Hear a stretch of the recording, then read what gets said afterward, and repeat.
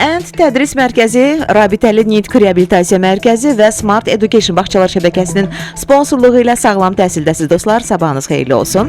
Bugün Azərbaycanda ikinci çərşənbə, ot çərşənbəsi qeyd olunur. Adət-ənənəyə görə bugün tonqal qalıyırlar, alovun üzərindən tullanırlar və o daxildə olan bütün çirkabı yandırırlar. Belə bir insanlar arasında fikirlər dolaşır və deyərdim ki, təhsil də elə işıq kimidir. İnsanı qaranlıqdan aydınlığa aparır. Bugün də o işığı hər bir ölkəmizin hər bir vətəndaşına inşallah ki, yaymağa çalışacağıq. Bugün iki qonağımız olacaq sağlam təhsildə. Bir neçə dəqiqədən sonra bir qonağımız da inşallah gələcək və hələ ki biz söhbətimizi başlayırıq. Bugün qonağımız olan And Education Center'ın direktoru Günel Mənsimli ilə. Sabahınız xeyirli olsun Günel xanım, xoş gəlmisiniz. Sabahınız xeyir. Mən də hər kəsi təbrik edirəm. O çərşənbəsi münasibəti ilə xeyirli, bərəkətli, bol uğurlu, rızılı olsun ölkəmiz üçün. Amin inşallah və başlayaq bugünkü söhbətimizə. Günel xanım, Ənd Tədris Mərkəzi haqqında mən mütəmadi olaraq proqramımızda qeyd edirəm. Məlumatları səsləndirirəm və ən əsas da onu söyləyirəm ki, kim ki xaricdə təhsil alıb və paralel olaraq çalışmaq istəyirsə, məhz bu mərkəz onlar üçündür. Amma bugün imkan var ki, siz bu haqda daha geniş məlumat verəsiniz. Tədris mərkəzinizi biraz bizə yaxından tanıdasınız. Məmnuniyyətlə bunu edərik. Deməli, Ənd Tədris Mərkəzi rəsmi olaraq yaranma müddəti hələ ki çox cavandır. Amma biz bunu demək istəyirik ki, bu uzun müddətli 15 illik bir təcrübəyə əsaslanır və biz bu mərkəzi yaratmaq istəyəndə çalışdıq ki, özümüzün müəllim olaraq beynəlxalq qlobal şirkətlərdə işləyən insanlar olaraq və ölkə xaricinə çıxanda gördüyümüz çətinliklərin üzərində artıq özümüzün yaşadığımız problemlərin üzərində bunları necə həll edə bilərik, necə daha praktik yollar gətirə bilərik üzərində fikirləşərək biz bu mərkəzi yaratdıq. Və bir Azərbaycanlı gəncin deyək ki, təhsil üzrə və yaxud da istənilən bir sahə üzrə xarici bir ölkəyə çıxması, iş imkanları tapması və yaxud da təhsilini davam eləməsi, həmin ölkələrə, ingilis dilli ölkələrə inteqrasiya etməsində olan problemlərin hamısını artıq özümüzdə yaşadığımıza görə bunları necə həll eləmək olar, necə daha yaxından yanaşmaq olar, hansı formada daha qısa müddətdə bunları həll eləmək olar formasında bir model deməli fikirləşdik və təhsil müəssisəmizin yaranma məqsədi və onun problemləri bundan ibarətdir ki, biz hər bir gəncə yaşından fərqli olmayaraq istənilən xarici ölkəyə getmək istəyən, orada yaşamaq istəyən, təhsilini davam eləmək istəyən və yaxud da ixtisası və qeyri-ixtisas üzrə işləmək istəyən hər kəsə müəyyən bir dəstək göstərək. Bunun üçün isə təbii ki, dünyada çox məşhur olan TEFL İnstitutu var, teacher trainingləri və bu treyningdən uzun müddətli bir əməkdaşlıqdan sonra onlardan partnyorluq ala bildik və bu bizə imkan verdi ki, Azərbaycanda dünyada tanınan, dünyanın istənilən bir nöqtəsində tanınan gənclərə və ümumiyyətlə istənilən bir insanlara sertifikatlar verir. Bu sertifikatlar həm ixtisası üzrə ola bilər, həm müəllimlər üçün nəzərdə tutulubdur. Müxtəlif dillər, müxtəlif sahələr üzrə ingilis dili sertifikatları verir. Bu sadəcə ingilis dili və rus dili və digər başqa dillərlə yanaşı, həm də kompüter İKT sistemləri üzrə, kompüter texnologiyaları üzrə də müəyyən sertifikatlar verir və bu böyük bir rəqabət var bilirik ki, dünyada. Bu rəqabətə tab gətirmək üçün beynəlxalq şirkətlərdə, başqa ölkələrdə gedib iş tapa bilmək üçün və rahatlıqla ora uyğunlaşa bilmək üçün, daha yüksək maaşlar ala bilmək üçün bizim deməli gənclərimiz müraciət edirlər, bu sertifikatları alırlar və ekvivalenti də olmadığına görə, yəni dünyada hər yerdə tanındığına görə və rahatlıqla praktik olduğuna görə nəinki sertifikatdan, həm də bu treyninglərdən, bu təlimlərdən aldıqları bacarıqlara görə də rahatlıqla gedib öz işlərini, öz karyeralarını qura bilirlər. Amma bu yol biraz uzun gələ bilər. İndi bizə qulaq asan Azərbaycanlı gənclər, hələ məktəb yaşlı uşaqlar, düzdür, siz söylədiniz ki, biz yaşından asılı olmayaraq hər bir gəncə bu yolu yəni göstəririk, istiqamətləndiриrik onları, amma istəyirəm ki, daha dəqiq, daha konkretləşdirək. Məsələn, neçənci sinifdən artıq uşaqlar, şagirdlər cəlb oluna bilər. Bu necə deyirlər, qeydiyyatdan keçmək üçün təbii ki, sizə müraciət olunacaq. Daha sonra artıq yəni xaricə üz tutmaq və daha sonra sertifikat əldə etmək, bunlar hamısı sonraki mərhələlərdədir. İstəyirəm ki, Günel xanım, biz elə bilin ki, sıfırdan başlayırıq. Sizə müraciət eləyən, indi hal-hazırda qulaq asan bir gənc konkret olaraq nəyi bilməlidir? Yəni hər bir kəsə bu yol açıqdırmı? Şərtləriniz varmı bu yolda? ki ona uyğun olaraq, o kriteriyalara uyğun olaraq siz qəbul edirsiniz bu şagirdləri. Başlayaq biraz geniş. Gəlin biraz onları, onda biz 3 kateqoriyaya bölək. Deməli, onsuz da kateqoriyalara bölünübdür beynəlxalq standartlara görə. Deməli, gənc öyrənənlər, birbaşa tərcüməsi və artıq ixtisası olanlar, tələbələr və ixtisasını dəyişmək istəyənlər. Əgər biz bir gənc tələbəni nəzərdə tuturuqsa, hansısa deyək ki, bir şagirddir və bu başlamalıdır. Mən məsləhət görərdim ki, 9-cu, 10-cu sinifdən. Artıq tələbə, həmin şagird və ailəsi bilməlidir ki, biz bu tələbə üçün, bu fərd üçün nə nəzərdə tuturuq. Və bunun üçün büdcə də müəyyənləşdirilməlidir, region müəyyənləşdirilməlidir və ixtisas müəyyənləşdirilməlidir. Bunun üçün təbii ki, konsultasiyalara müraciət edə bilərlər. Deyək ki, biz ailə olaraq bilmək istəyirik ki, hardan başlamaq istəyirik, nə istəyirik. Biz istəyirik ki, bəli, övladımız var, bir Fərid adlı bir gəncimiz var, deyək ki, və onun xaricdə təhsilini necəsə dəstək eləmək istəyirik. Amma əgər imkanımız, yəni belə bir biliyimiz yoxdursa, biz onda təbii ki, pulsuz konsultasiyalarımız var. Onda müraciət edirik, müəyyən bir gün götürürük və gəlib ekspertlərlə bunu danışırıq. Problemlər danışıldıqdan sonra ölkəyə, regiona, büdcəyə və ixtisasa görə artıq o həmin uşaq üçün bir xəritə çizilir.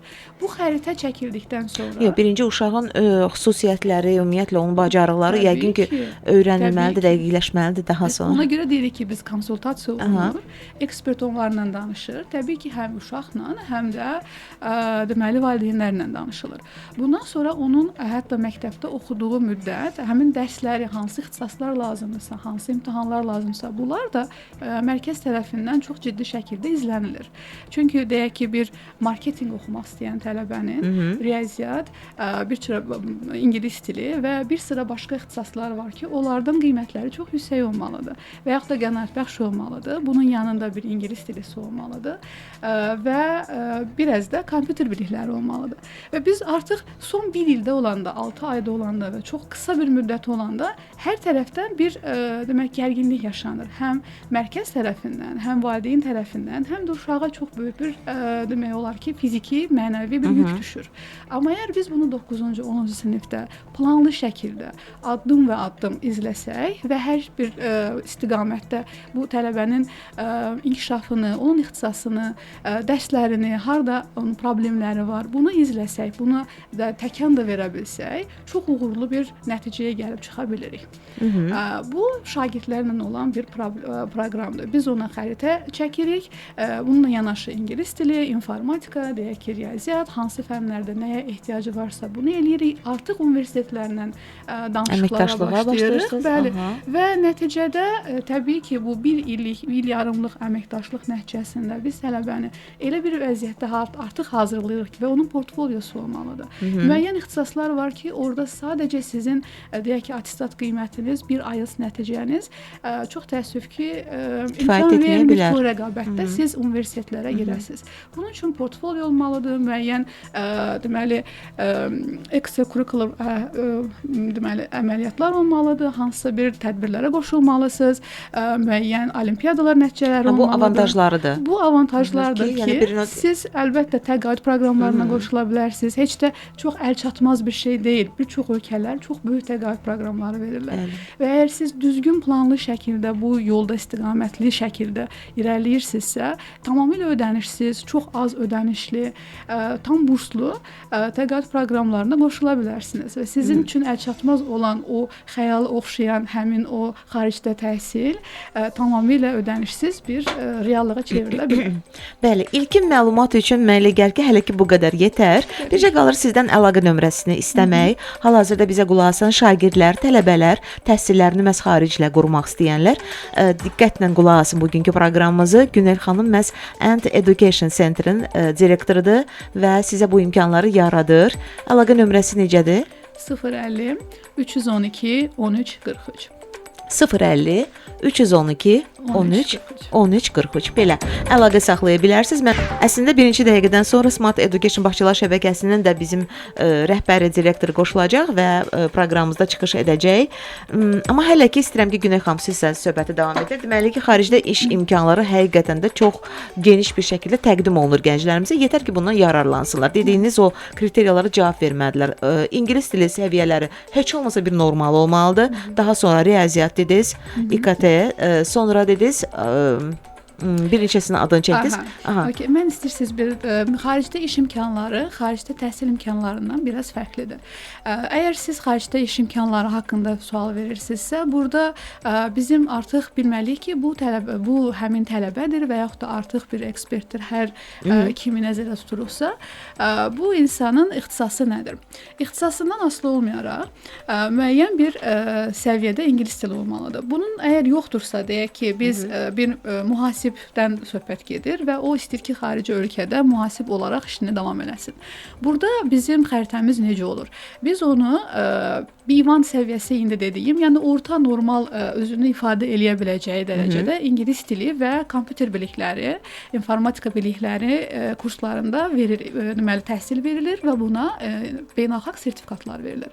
Bundan sonra artıq onun beynəlxalq tanınan sertifikatlarının üzərinə ixtisası üzrə ingilis dilində öz ixtisasına uyğun olaraq bir ekspert dəvət olunur Azərbaycanda ki, artıq onlar burada işləyirlər və bu dilin daşıyıcısı olduğuna görə həmin ixtisası üzrə də deyək ki, əgər mühasibdən danışırıqsa, mühasibatlıq üzrə yenə də ingilis dilində bir təlim görür. Bəli. Və bu artıq nə olur? Onun portfoliosu. Yəni işi ilə bağlı o məlumatlar artıq fərqlidir. İngilis dilində bunu da öyrənməlidir. Təbii ki, bunu da öyrənməli olur. Bu tipdə də belədir, bəli. Bütün ixtisaslar üzrə bizim demək olar ki, əsas böyük fərqimiz bundan ibarətdir ki, uzun müddət beynəlxalq deməli dərəcəli müəllimlərlə işlədiyimizə görə və bu partnyorluqları qurduğumuza görə istənilən sahədən bir nəfər bizə müraciət eləyəndə biz onun sahəsi üzrə dil daşıyıcısı, əcnəbi müəllimi və o ixtisas üzrə ixtisaslaşmış müəllimi ona təhkim eləyə bilirik.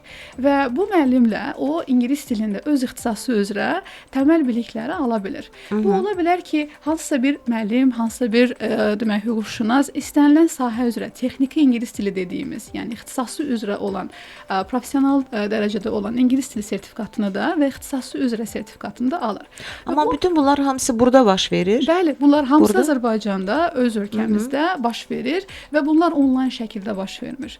Bu müəllimlər artıq Azərbaycanda işləyən adamlardılar. Onlar beynəlxalq məktəblərdə, universitetlərdə kontraktla işləyirlər. Və bizim onlarla olan əlaqəmiz buna əsaslanır ki, fərd yaxınlaşanda onun ixtisasına uyğun olaraq biz dəvət eləyirik, yenə də konsultasiyalar keçirilir və bu bizim individual yanaşmamız bundan əlaqədardır ki, hansı ixtisasdan asılı olmayaraq, əgər bu insan həqiqətən də xarici ölkədə gedib işini davam elətdirmək istəyirsə, biz ona sıfırdan olaraq xəritəsini çəkib, ona yalançı sertifikat yox, altını dolduraraq, yəni tamamilə bu ixtisas üzrə təlimləri verərək, həmin sertifikatların təsdiqini alaraq, bunların hamısı New York baş ofisindən olur və dünyada tanındığına görə biz ona bir portfolio hazırlamış oluruq və bundan sonra bütün viza dəstəyi, ölkə seçimi, regionlarda olan yerləşmələr, öz təcrübəmizə və həmin ölkələrdə olan tanışlarımızı, orada artıq işləyən insanlarla birə-bir əlaqə quraraq başlanır həmin şəxsə iş axtarılması. Və bu mərkəzdə artıq dil mərkəzi olmaqdan çıxaraq bu Azərbaycanın artıq bu yavaş-yavaş idarə olunmağa başlayan axtarışlar yəni başlanır. Bəli, əlbəttə. Deməli biz artıq bir çox tam hazır vəziyyətdə gedir də elə. Tam hazır vəziyyətdə gedir. Onun deməli sertifikatları alınır, hər şey hazırlanır, iş belə tapılır, müəyyən alternativləri olur və biz bunu yenə də deyirəm, şagirdlərdə də, tələbələrdə də və işini, ixtisasını dəyişmək istəyən, istənilən bir şəxs bizə yaxınlaşanda biz onu bir qrupun hissəsi və yaxud da bir levelin hissəsi kimi qəbul eləmirik. Onlara individual yanaşırıq və və problemin əvvəlindən, yəni A nöqtəsindən o B nöqtəsinə, hansı ki ölkəyə çatır, çatdığı nöqtəyə qədər izlənilir və artıq yerləşdirilməsinə qədər, o transferinə qədər tamamilə dəstək biz tərəfimizdən olur. Bunların hamısı Azərbaycanda öz ölkəmizdə olur. Günel xanım, bax bu Azərbaycanda bu kurslara ki, hansı ki yazılırlar ki, tam olaraq peşəsi ilə bağlı, ixtisası ilə bağlı ətraflı belə öyrənsə, ingilis dili dərsini öyrənməlidirlər. Bu nə qədər müddət tələb eləyir təxminən? Əgər deyək ki, tələbənin B1 səviyyədə, Düzdür, peşəsinə bağlıdır. Təbii ki. Bəlkə də ixtisasına bağlıdır. Deyək ki, əgər bu tələbənin ingilis dili bacarığı artıq var, özünü ifadə edə bilir, yazılı formada, dinləmə formasında, xüsusən də dinləmə və danışıq aktiv bacarıqları varsa, burada bizim minimum 3 ay, maksimum 6 ay, yəni yarım ilə qədər belə bir vaxta ehtiyacımız var ki, intensiv şəkildə birə-bir dərslərdə və yaxud da kiçik qruplarda, maksimum 3 nəfərdən artıq olmayan qruplarda bu dərslər keçirilir, treninqlər keçirilir. Çünki məqsədimiz bundan ibarət ki, mən özüm şəxsi təcrübəmdən əsaslanaraq teoriyadan kənar həmin şəxsə işdə, yaşayışda, o həmin mühitdə deyək ki, lazım olan praktiki bacarıqlar verilir. Nə lazımdırsa ona iş mühitində o verilir və bunun üçün də qısa bir müddətdə intensiv şəkildə biz onunla məşğul olduğumuza görə maksimum 6 aya o ixtisası üzrə həmin dərəcəyə gəlib çatır. Bir sualım da olacaq, daha sonra reklamlarımız olacaq. Dərslərin sonunda imtahanlar olur. Yəni tam olaraq müəllimlər də aydınlaşdırmalıdırlar ki, bu hazırdır xaricə getməyə, yoxsa ki hələ yox. İmtahanlar neçə dəfə olur? İmtahanlar adətən 2-4 həftədən bir olur. Çünki bizim proqramlar yenə dediyim kimi tam beynəlxalq standartlarda olduğuna görə və bu dünyanın istənilən bir ölkəsində gedəndə eyni səviyyədə bilik göstərməli olduğuna görə 2-4 həftədə, hər 2-4 həftədə biz müəyyən bir hissəni bitirmiş oluruq. Və bu hissə bitirdikdə biz onlara quizlər və yaxud da müəyyən kiçik ölçülü imtahanlar deyilir. Bu kiçik ölçülü imtahanlarla ölçülür həmin tələbənin bilikləri. Əgər orada bir problem, hansısa bir deyək ki, faizdə problem varsa, o yenidən ödənilir, sonra ikinci addıma, ikinci etapa keçilir. Və sonda təbii ki, imtahan olur. İmtahan Azərbaycanda baş verir, amma imtahan nəticələri xaricə gedir. Burada ilkin imtahan yoxlaması olur, sonrasında isə ikinci moderasiya keçir və beynəlxalq da təsdiqi gəlir və bundan sonra artıq sertifikatlar gəlir. Aha, bir sual. Əslində sualdan sual doğur. Olurmu ki, məsələn, çünki şəxsə bağlıdır. Bəzən tez mənimsəyən də insanlar olur, biraz gec mənimsəyənlər də olur. Olurmu ki, məsələn, qoyduğunuz bu dərs yükü tam olaraq yəni bitməlidir. Daha sonra artıq imtahanlara insanı, yəni şəxsi buraxırsınız da, belə olur. Yoxsa bəzən dərslər baxırsan ki, bir neçə dərsə artıq mənimsəyib və hazırdır bu şəxs. Mütləq şəkildə yenə də o 6 ay gözləməlidir və yaxud 3 ay gözləməlidir Günel xanım? Xeyr, bəzən elə tələbələr olur, elə fərdlər olur ki, onların artıq IELTS dərəcələri var, onların öz ixtisası üzrə müəyyən bir yəni bu onlar üçün tez də ola bilər. Təbii ki, yenə dediyim kimi, individual yanaşdığımıza görə mən sizə beynəlxalq standartlar dedim ki, bu müddətə proqramı bitirmək olur. Amma çox qısa müddətdə də ola bilər, bəzən uzana bilər, bəzən başqa problemlər çıxır, müəyyən sənədlərlə əlaqədar olur və bu yenə də deyirəm, şəxsdən şəxsə dəyişir. Daha doğrusu o problem ki biz baxırıq, predmetə ki predmetimiz nədir, nə ilə işləyirik, kimlə işləyirik, ona görə dəyişir. Bax belə, Ən Tədris Mərkəzi Azərbaycanda innovativ metodlarla beynəlxalq təhsil imkanlarını bax bu cür təqdim edir. Təbii ki, söhbətimizi davam etdirəcəyik. Əlaqə nömrəsini Günel xanımdan bir də istəyək. 050 312 13 43. Qayıdacağıq, söhbətimizin ardı gələcək. Çox maraqlı bir söhbət gedir. Xaricdə təhsil almaq və xaricdə iş qurmaq, karyera qurmaq istəyən insanlara həsr olunur bugünkü proqramımız. Bugün isə Ən Tədris Mərkəzi qonağımızdır. Belə deyək də Education Center mərkəzinin direktoru Günel xanım mənsimli studiyamızdadır. Təhsildən danışırıq, təhsil imkanlarının necə yaranmasından, necə yaradılmasından danışır Günel xanım. Əslində bir çox ölkələrin adını çəkə bilərsiniz. Məsələn, hansı ölkələrlə daha çox çalışırsınız? danışırsınız. Başa düşdüm ki, New York ən çox baş ofis olduğuna görə ən çox da sonda təlimlərin sonunda sertifikatı onlar təsdiqləyir. Günel xanım, bu ölkələrin adını çəkin zəhmət olmasa. Adətən yəni ölkələrin ingilis dilli və Qərb Avropa ölkələrindən daha çox işlənilir.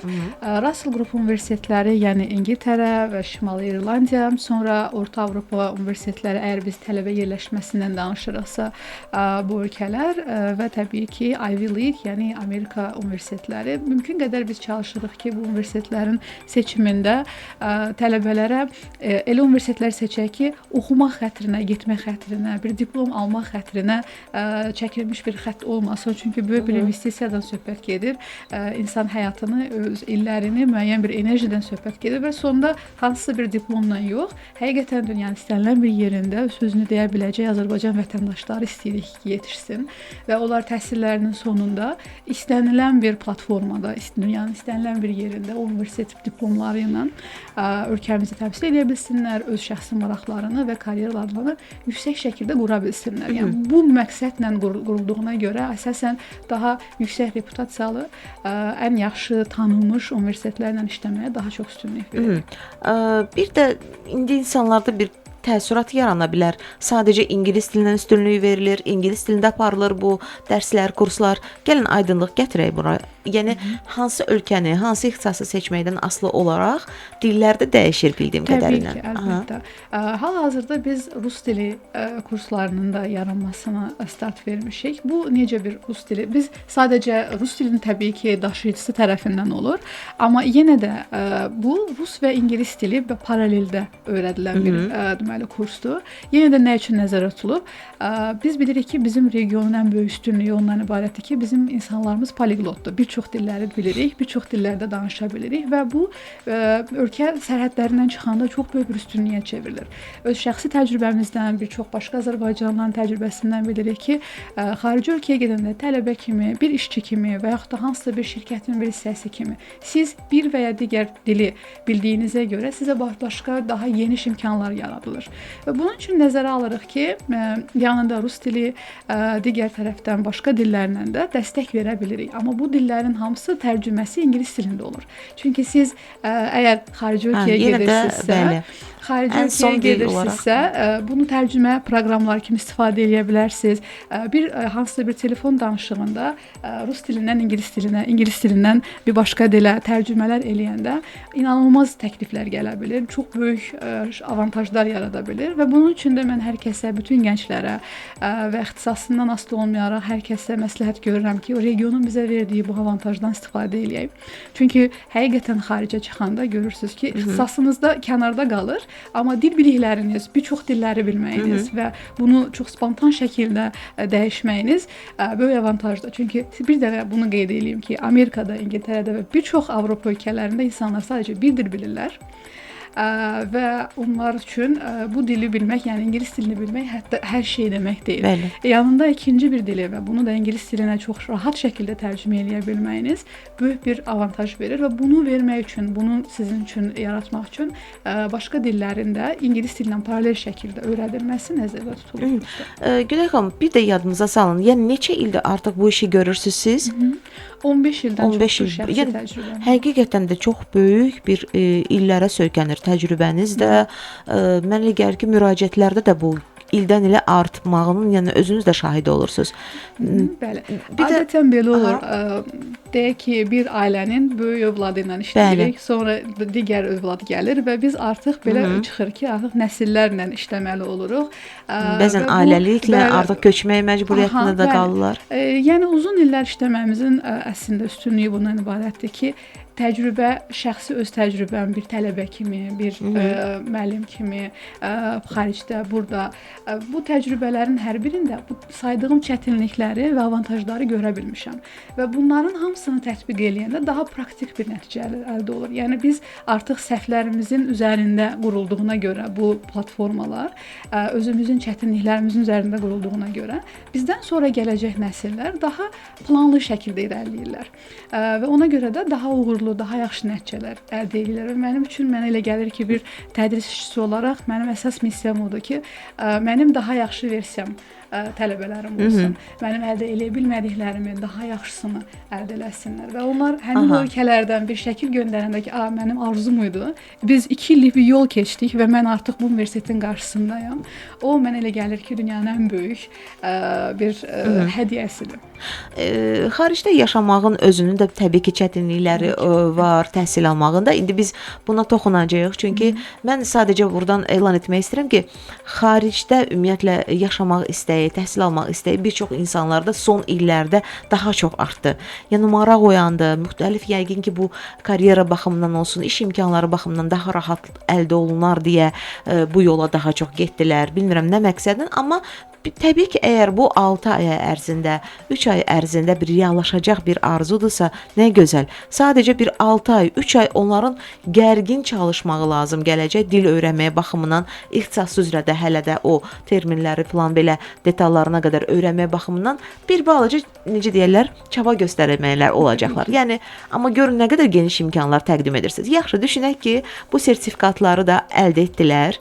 Yeri gəlmişkən sertifikatların avantajlarından danışsaq, bu arada qısa yaxşı olar. Nə kimi məsələn sertifikatlar gözəl imkanlar yaradır, gözəl şanslar yaradır həmin tələbələrə. Buna toxunaq. Bir də təbii ki, əgər qazanmışıqsa, həmin ölkələri, təhsili də, universitetləri də artıq qazanmışıqsa, bizi orada sonra nə gözləyəcək? Nə qədər, hansı nöqtəyə qədər onların yanında olursunuz Günel xanım? Yaşayış təbii ki, maraqlandıra bilər bizim indi dinləyicilərimizi. Necədir? Bütün bunların hamısından təmin edə bilirsinizmi?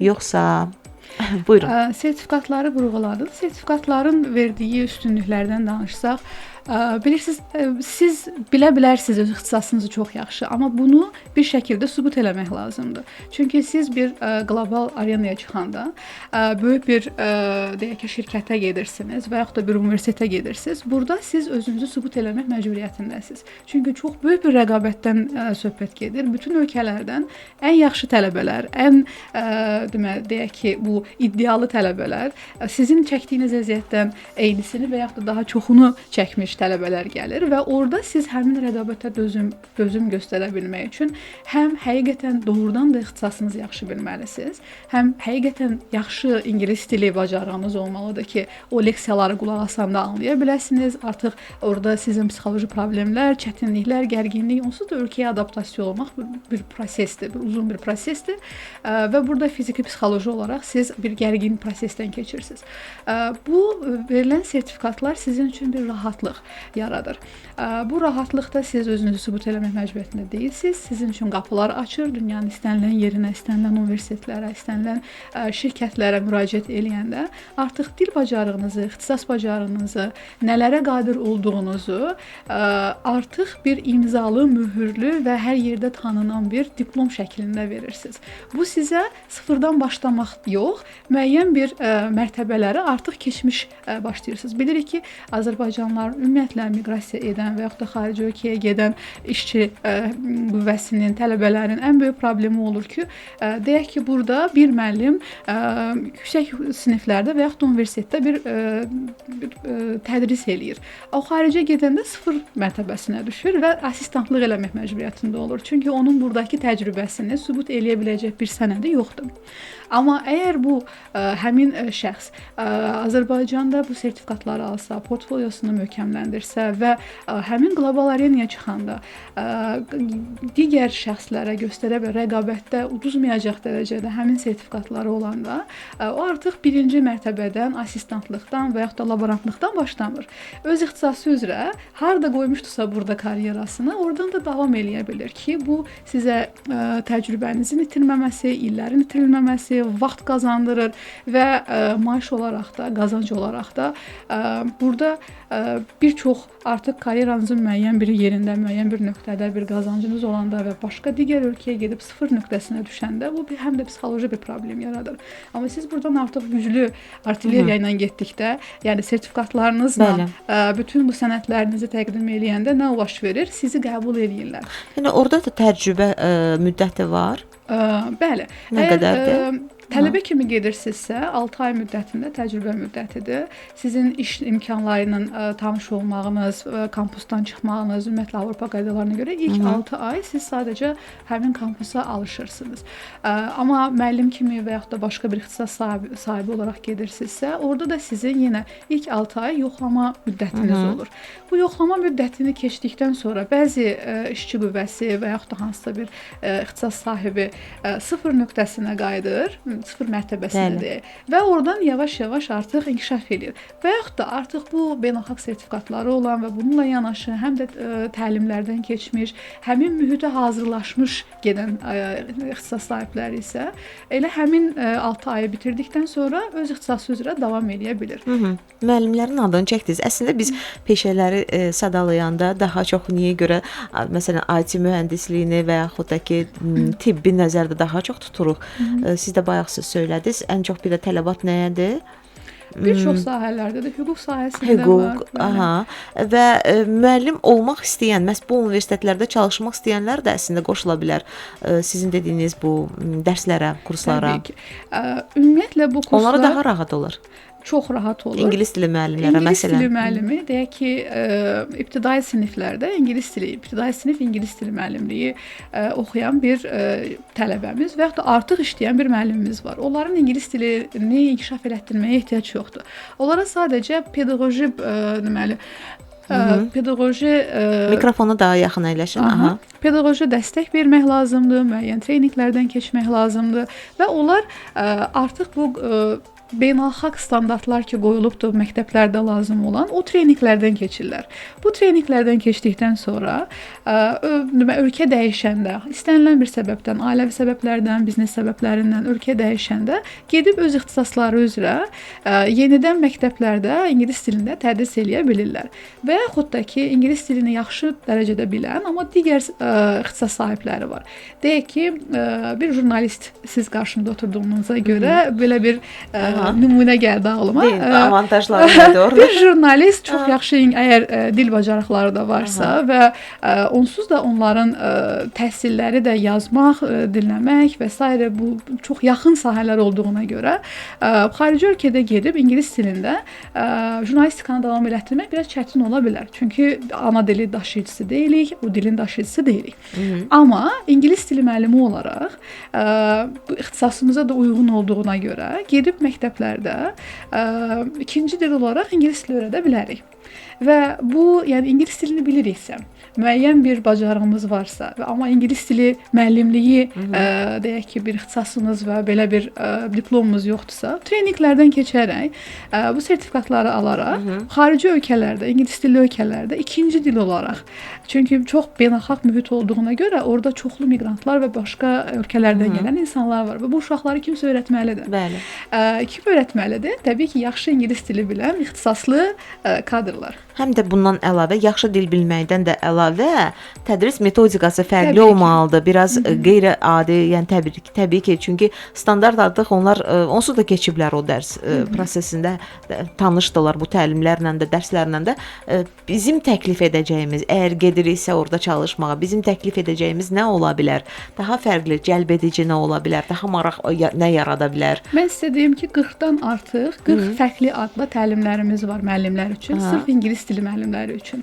Bunlar nəzərdə tutulub, deməli bilirik ki, Avropa ümumiyyətlə qərb təhsili İngiltərə və Amerika təhsilinin bazasında qurulubdur. İki çox yaxın, amma fərqli sistemlər.